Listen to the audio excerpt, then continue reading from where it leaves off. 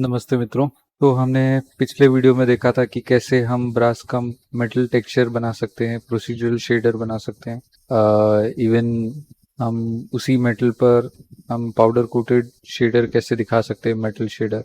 उसी के साथ मैंने ये ट्राई किया कि फ्लो लैम्प के हैट को कैसे टेक्सचर करते हैं और अंदर एक पॉइंट लाइट ऐड कर दी जो बल्ब का इफेक्ट देगा।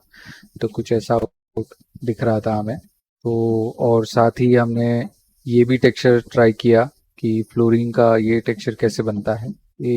इस बार हम इस चेयर को टेक्सचर करेंगे। तो स्टार्ट करते हैं। तो पहले इस चेयर की इस पीस को आइसोलेट करते हैं और यहाँ से हम इसे टेक्सचर मटेरियल प्रीव्यू में देखेंगे। दिक्कत यह है कि ये जो टेक्सचर है, ये जो ऑब्जेक्ट है, वो अनरैप नहीं है। तो पहले हम अनरैप बाद में करेंगे। हम पहले टेक्सचर बनाएंगे और देखेंगे कैसा दिखता है, उसके बाद आगे शुरू करेंगे। तो हम यहाँ पर बनाएंगे,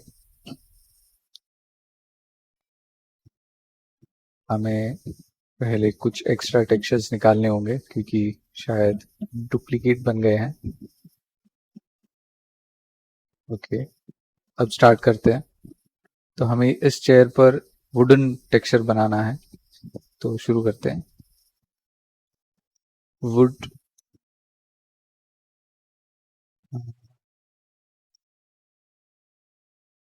लिखते हैं फर्नीचर वुड।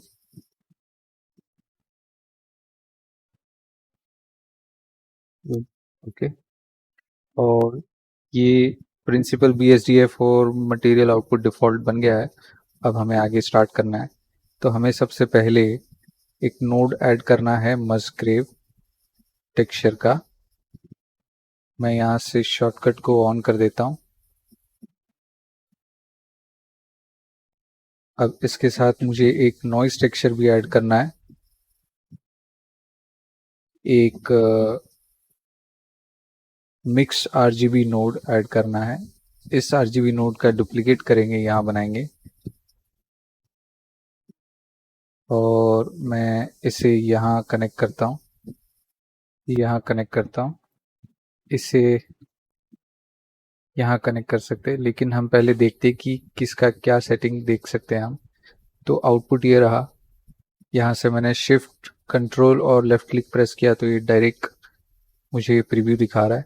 तो उस पर मुझे कुछ वैल्यूज सेट करनी है, जैसे स्केल होगा 4.6, डिटेल्स होंगी शायद 1.5 1.6 और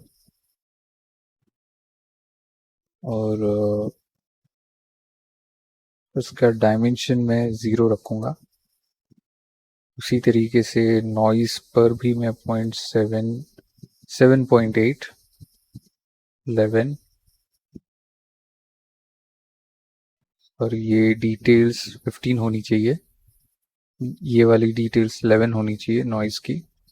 यहाँ पर रफनेस 5 होगा और डायमेंशन डिस्टॉर्शन 1.12 होगा। उसे भी देख लेते हैं। ये रहा। अब इन सबको मुझे कनेक्ट करना है। तो मुझे एक कंट्रोल टी प्रेस करके इस टेक्सचर पे, इस नोड के साथ कंट्रोल टी करना है और मुझे एक ये मैपिंग नोड्स मिल जाएंगे क्रिएट होकर, जो नोड रेंगलर की मदद से होते हैं। तो आपको एड ऑन करना पड़ेगा नोड रेंगलर का। एडिट में, प्रेफरेंसेस में, एड ऑन टैब के अंदर सर्च कीजिए नोड रेंगलर और आपको यहाँ नोड रेंगलर मिल जाएगा। इसे ऑन कीजिए और आपको फिर ये ऑप्शन यूज़ करने मिलेगा। तो जो भी नोड होगा आप कंट्रोल टी करेंगे तो उसके साथ ये मैपिंग नोड क्रिएट हो जाएगा। उसके साथ एक इमेज टेक्सचर नोड भी आएगा जिसमें आप आपकी इमेज कॉल करके आप उसे यूज़ कर सकते हैं। तो यहाँ इसे मैं कनेक्ट करता हूँ फैक्टर से। यहाँ पर मैं जनरेटेड आता है कनेक्टेड, तो मैं उसे ऑब्जेक्ट कर दूंगा। उसके साथ इस मिक्स नोड को मैं यहाँ पर कनेक्ट करूँगा। मैं इसे यहाँ पर भी कनेक्ट कर सकता हूँ। तो यहाँ कनेक्ट करके देखते हैं और इस फैक्टर को यहाँ, इस फैक्टर को यहाँ और इस नॉइज फैक्टर को भी यहाँ, और फिर इसे चेक करते हैं। ये देखिए इफेक्ट बन गया। अगर हम इसे देखें तो नॉर्मल दिखता है, यहाँ देखें तो नॉर्मल दिखता है। तो हमने इसे कनेक्ट किया। तो अब ये वुड ऐसे काफ़ी नहीं है, तो मुझे इसे यहाँ से मैपिंग से ठीक करना होगा। तो पहला काम है कि इसे 1.18 रखते हैं शायद, और यहाँ 0.15 रखते हैं। तो ये ऐसे वुड क्रिएट हो रहा है, ये देखिए। तो ये है, अगर मैं इधर 2 कर दूँ तो भी ठीक है, लेकिन ये ज़्यादा स्ट्रेची दिखेगा, इसलिए इसे 1 या 1.18 रखो, जो ठीक लगे आपको साइज़। ये मेरे लिए ठीक है, बट मुझे इसे ऐसे बनाना है कि ये वुड सीधा ही था, इसे बेंड किया गया, जैसे कि ये हो गया। ये वन पीस लगना चाहिए, लेकिन इस वुड को स्पेसिफिकली बेंड करते हुए उसे बनाया गया है, उसे वैसा फाइन किया गया है। तो उसे मतलब बड़ा टिपिकल प्रोसेस फिजिकली कोई बनाना चाहे तो वैसा ही हार्ड प्रोसेस बनाना है इसके लिए। तो उसे बनाने के लिए मुझे क्या करना पड़ेगा जिससे ये इफेक्ट अच्छी दिखे? तो मुझे अनरैप में काम करना पड़ेगा। तो हम पहले टेक्सचर बना लेते, फिर अनरैप के साथ खेलेंगे। तो यहाँ मैंने ये इफेक्ट अभी रेडी किया है। मुझे एक और पहले यहाँ मैं वैल्यू सेट करता हूँ 0.25, तो ये थोड़ी रिफाइन हो जाएगा। यहाँ पर इसे वाइट कर सकता हूँ, ज़रूरी नहीं वाइट रखे ना रखे, देखिए क्या वेरिएशंस क्रिएट हो रहे हैं। तो ये ठीक रहेगा, इसे जैसा भी रखना है हम रख सकते हैं। कुछ ऐसे था। उसके बाद मुझे और इस तरफ 0.85 करता हूँ, तो ये इफेक्ट अच्छा दिखेगा। 85.8 भी ठीक है। तो ये कर लिया। अब इतने नोड्स को मैं एक तरफ कर देता हूँ। तो ये जो नोड है, ये वाला नोड, मैं इसे शिफ्ट पी करता हूँ और इसे नाम देता हूँ ग्रेन्स, और कलर ठीक करते हैं।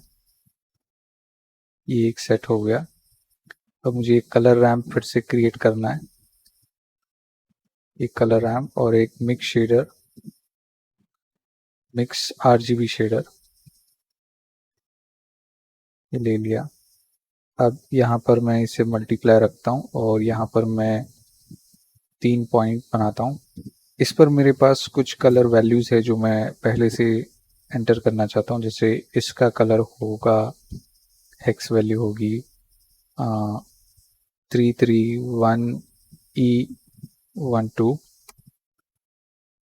और इस सेकेंड वाले की वैल्यू और उसकी पोजीशन होगी 0.85 के आसपास, और उसकी वैल्यू होगी, हेक्स वैल्यू होगी 321E12। उसी तरीके से मुझे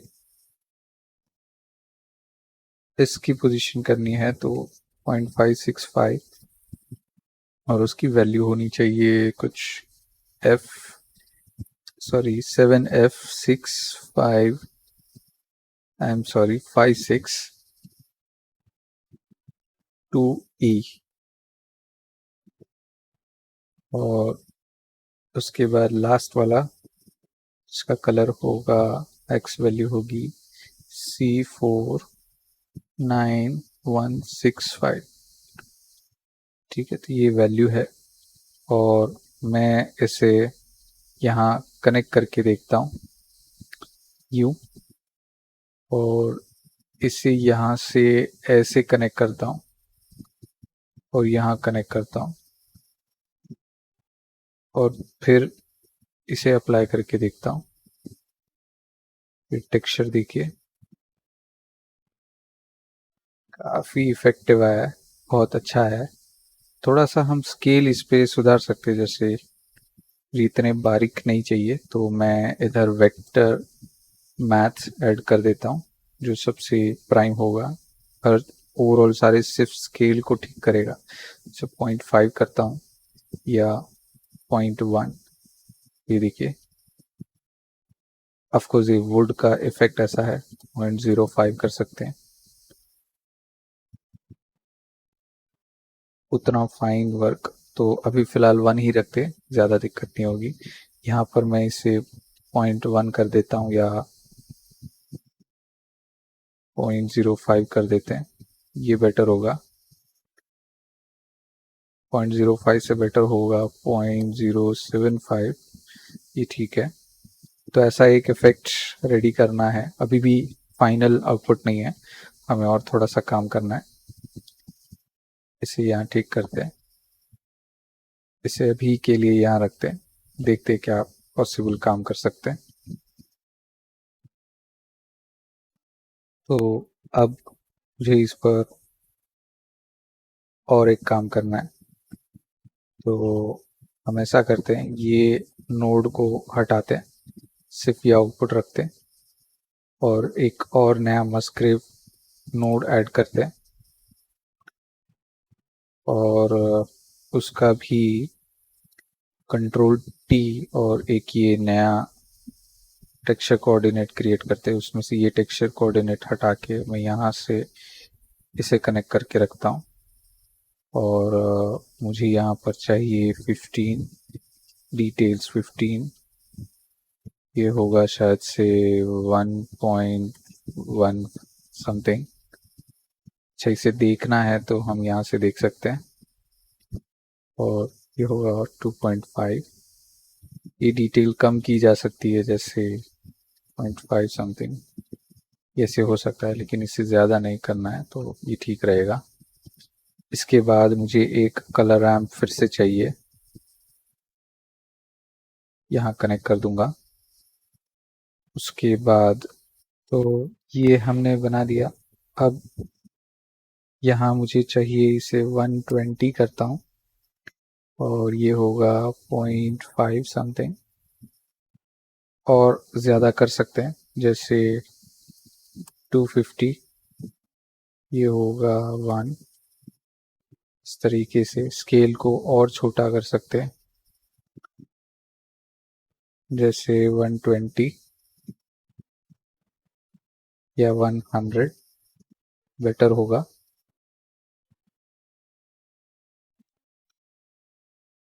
तो अब इस पर एक इशू है कि यहाँ ये इफेक्ट आ रहा है, इसे हम यूवी से कनेक्ट कर सकते हैं, ये यूवी से कनेक्ट हो सकता है तो ये अच्छा दिख सकता है, लेकिन अभी मुझे इसे ऑब्जेक्ट में रखना है और इसे कनेक्ट करना है इसके साथ। तो ये होगा यहाँ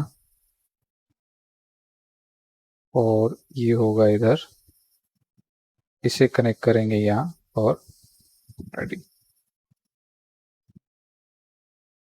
तो ये इफेक्ट रेडी होगा, इसे देखेंगे तो यहाँ देखो ये नॉइस और ये ऐसा।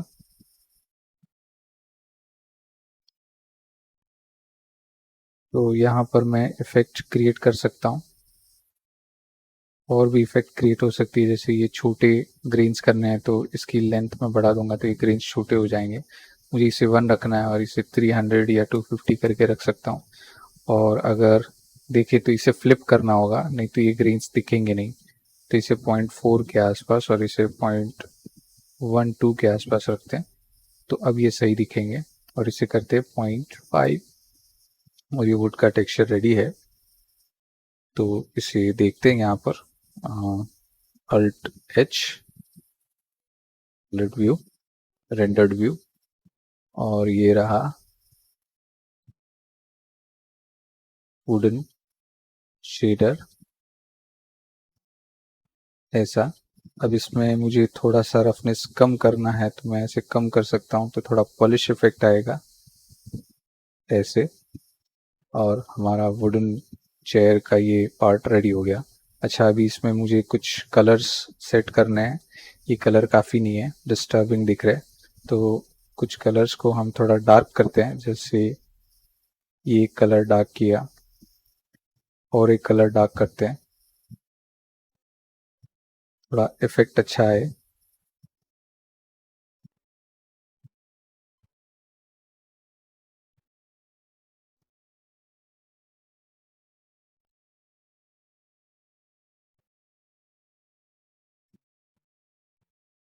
यूं, और इस कलर को भी मुझे डल करके डार्क करना है ऐसे, और ये जो कलर है उसे मैं पूरा ब्लैक कर देता हूँ।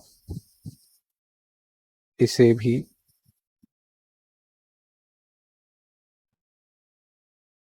यहाँ पर भी मैं कलर ब्लैक कर सकता हूँ, तो देखो क्या इफेक्ट आ रहा है।